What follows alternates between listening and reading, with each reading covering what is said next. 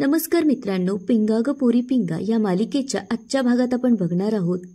वल्लरीला आता मनोजच्या आजाराबद्दल समजलेलं असतं, त्यामुळे तिला मोठा धक्का बसलेला असतो. तिला आता हा प्रश्न पडतो की मनोजने एवढी मोठी गोष्ट तिच्यापासून लपवली का असेल. त्यामुळे आता वल्लरीला खूप वाईट वाटत असतं. आता इकडे तेजा प्रेरणाच्या घरी आलेले असते, तेव्हा तेजा प्रेरणाच्या जेवणाचं कौतुक करू लागते. तेव्हा मलाही असे पदार्थ बनवायला शिकव असं ती प्रेरणाला म्हणू लागते. तेव्हा प्रेरणा म्हणते, झालं का तुझा मस्का लावून? मी काय तुला आज ओळखते का? अगं, तुला जेवायचं असेल तर माझ्या घरी येत जा ना, मी बनवीन तुझ्यासाठी. तेव्हा तेजा तिला म्हणते की तुला तर ते करावंच लागणार आहे आणि मलाही शिकवावं लागणार आहे, कारण तुझ्या भावाने माझ्यावरती जबाबदारी टाकलीये. पुढे प्रेरणा तिला विचारू लागते की एवढं सगळं का विचारतीयस? तेव्हा ती सांगते की माझ्याकडे एक नवरी मुलगी आली, तिला तिचं लग्न पारंपरिक पद्धतीने हवंय. पण पारंपरिक पद्धतीने लग्न कसं असतं हेच मला माहीत नाहीये, कारण आपल्याकडे वन डे किंवा कोर्ट मॅरेज मी बघितलंय. तेव्हा प्रेरणा म्हणू लागते की पारंपरिक पद्धतीने लग्न म्हणजे ते खूप दिवसांपूर्वी सुरू होतं आणि त्यात खूप विधी असतात आणि या लग्नामुळे दोन्ही घरचे लोक एकमेकांशी खूप आधी जोडले जातात. पुढे ती सांगू लागते की याची सुरुवात होती जातं पूजण्यापासून पुढे देऊक बसवण्यापर्यंत. तेव्हा तेजा विचारू लागते, देऊक बसवणं म्हणजे काय? तेव्हा प्रेरणा सांगू लागते की देऊक बसवणं म्हणजे देव पूजणं आणि त्या देवांना आपल्या घरी आपल्या लग्नाचं आमंत्रण देणं आणि देवाला प्रार्थना केली जाते की हा विधी म्हणजे हे लग्न निर्विघ्न पार पडू दे. पुढे ती सांगू लागते की नवरी मुलीच्या हाताला हळकून बांधले जातं. अशा विधींमुळे लग्नघर हे लग्नघर वाटू लागतं.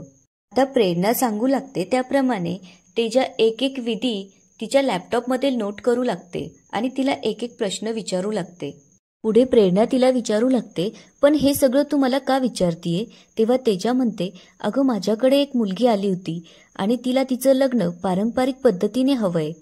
खरं तर आधी मला ती नवरी मुलगी वाटलीच नाही, कारण ती वयाने जरा मोठी होती, पण तिला या वयामध्ये का लग्न करावंसं वाटलं असेल? तेव्हा प्रेरणा तिला म्हणते, ह्या प्रश्नाचं उत्तर तीच तुला देईल, तेव्हा तू तिलाच विचार. आणि राहिली गोष्ट लग्नाची, तर प्रत्येक मुलीचं आपल्या लग्नाबाबतीचं एक स्वप्न असतं. अशा प्रकारे प्रेरणाने महाराष्ट्रीयन पारंपरिक पद्धतीने कसं लग्न होतं याबद्दलची सगळी माहिती तेजाला सांगितलेली असते आणि तेजानेही ती सगळी माहिती नोट केलेली असते. आता इकडे 9 वाजलेले असतात. तेव्हा वल्लरीची सासू म्हणजे इंदुमती वल्लरीला जेवणासाठी आवाज देऊ लागते, पण वल्लरीचं मात्र कोणाचकडे लक्ष नसतं. आता वल्लरीला मनोजच्या वागण्याचं खरं कारण कळालेलं असतं. तिला सगळ्या गोष्टी आठवू लागतात की मनोजनी का तिला डिवोर्स नोटीस दिली असेल आणि कितीही समजवल्यानंतर मनोज का त्याच्या निर्णयावर ठाम होतात. आता इकडे वल्लरीच्या सासूची तकतक चालू असते आणि पुन्हा ती सगळ्यांना आवाज देऊ लागते. तितक्यात पुष्पा येते. तेव्हा ती तिला विचारू लागते की एवढा उशीर का झाला? महेंद्र कुठे आहे? मन्या पण अजून आला नाही. तेव्हा पुष्पा सांगू लागते की येताना रस्त्यात खूप ट्रॅफिक लागली. एका माणसाला अचानकच गाडीत चक्कर आले, तेव्हा त्याला ॲम्ब्युलन्स घ्यायला आली. त्यामुळे सगळी माणसं गोळा झाली होती आणि त्यांनी त्याला पटकन ॲम्ब्युलन्समध्ये घातलं. आता काय झालं असेल बिचाऱ्याचं? जिवंत असेल की नाही? हे सगळं जेव्हा वल्लरी ऐकते तेव्हा वल्लरी घड्याळात बघते आणि तिला मनोजची आठवण येते आणि वल्लरी पटकन पळत येते. तेव्हा इंदुमती पुष्पाला म्हणत असते की आजकाल कुणाचा काही भरोसा राहिला नाही, कुणाच्याही जीवाचं कधी काय होईल काही सांगता येत नाही. आता हे ऐकल्यानंतर वल्लरीला मनोजची आणखीच काळजी वाटू लागते. तितक्यात इंदुमतीचं लक्ष वल्लरीकडे जातं. तेव्हा ती तिला म्हणू लागते, अगं, केव्हाची काय करते आतमध्ये? मी तुला किती आवाज दिले? तेव्हा मात्र वल्लरीचं तिच्या बोलण्याकडे लक्ष नसतं. ती मनोजच्या विचारांमध्ये असते. तेव्हा ती म्हणते की मी यांना पटकन जाऊन घेऊन येते. तेव्हा पुष्पा म्हणते, अगं, घेऊन येते म्हणजे काय? कुठे जास्त उशीर झालाय? येतील की मनोज भाऊजी? आता पुष्पा जेव्हा वल्लरीला थांबवण्याचा प्रयत्न करत असते तेव्हा मात्र वल्लरी तिचं काही ऐकायला तयार नसते. उलट तिच्यावर जोरात ओरडत म्हणते की सांगितलं ना मी त्यांना घेऊन येते म्हणून. तुम्हाला समजत कसं नाहीये की त्यांना घेऊन यायची गरज आहे? तेव्हा इंदुमती आणि पुष्पा तिच्याकडे आश्चर्याने बघू लागतात. तितक्यात मनोज तिथे येऊन तिला विचारू लागतो की वल्लू, काय झालं? वल्लरी जेव्हा मनोजला बघते तेव्हा त्याला मिठी मारून मोठमोठ्याने रडू लागते. तेव्हा इंदुमतीला आश्चर्य वाटू लागतं आणि ती तोंड फिरवत म्हणते, आता तर काही लाज लज्जाच राहिली नाहीये, समोर सासू उभी आहे याचं सुद्धा भान नाहीये यांना. असं म्हणत आता पुष्पा आणि इंदुमती तिथून निघून जातात. वल्लरी आता मनोजला विचारू लागते की तुम्ही कसे आहात, तुम्हाला काही झालं तर नाही ना. तेव्हा मनोज तिला म्हणतो, वल्लू वल्लू अगं काय झालं. तेव्हा ती म्हणते की तुम्ही का लपवलं माझ्यापासून सगळं. तेव्हा मनोजच्या काही लक्षात येत नसतं आणि तो तिला विचारू लागतो, तू कशाबद्दल बोलतीयस. तेव्हा वल्लरी म्हणते की तुमच्या आजाराबद्दल. आता हे ऐकल्यानंतर मनोजला धक्का बसतो. तेव्हा वल्लरी त्याला म्हणू लागते की तुम्ही एकदाही माझा विचार केला नाही की ज्यावेळी मला ही गोष्ट कळली तेव्हा माझी काय अवस्था झाली असेल. तुम्ही का काही सांगितलं नाही माझ्यापासून. तेव्हा मनोज तिला म्हणतो, हे बघ वल्लू, आता या विषयावर इथं काही बोलू नको, आपण आत जाऊन बोलूया. त्यामुळे वल्लरी आणि मनोज आता त्यांच्या खोलीत येतात. तेव्हा वल्लरी त्याला विचारू लागते की तुम्ही का नाही सांगितलं, सगळ्या गोष्टी एकट्यानेच का सहन करत राहिलात. तेव्हा मनोज सांगू लागतो की ज्यावेळी मला पहिल्यांदा माझ्या आजाराबद्दल कळलं तेव्हा ती गोष्ट स्वीकारायला मला खूप दिवस लागले आणि आज तुला ही गोष्ट कळल्यानंतर तुझी जी अवस्था झाली ती अवस्था कधी होऊ नये त्यामुळे मी तुला कधी काही सांगितलं नव्हतं. पुढे तो म्हणतो की जेव्हा मला कळलं की माझ्याजवळ थोडे दिवस आहे तेव्हा मी मोसमी कंपनीची फाईल साईन केली.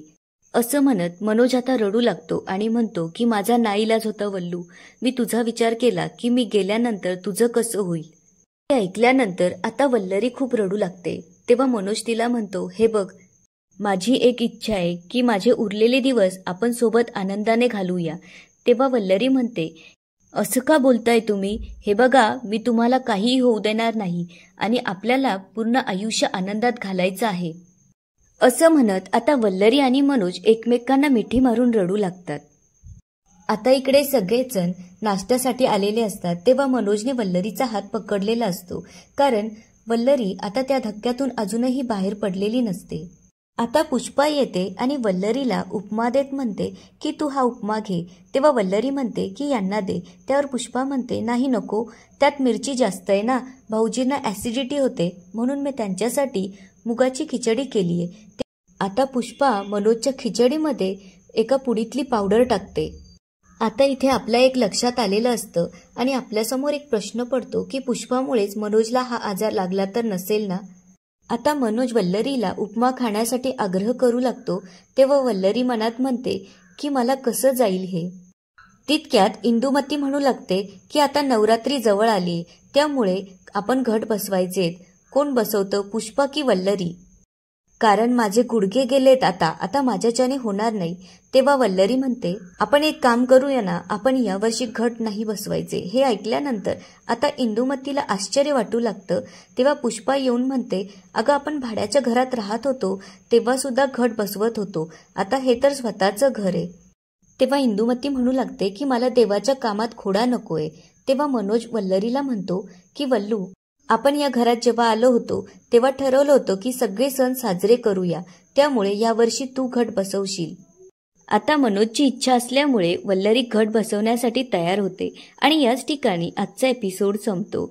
आता पुढे काय होणार ते बघूया उद्याच्या एपिसोडमध्ये. धन्यवाद.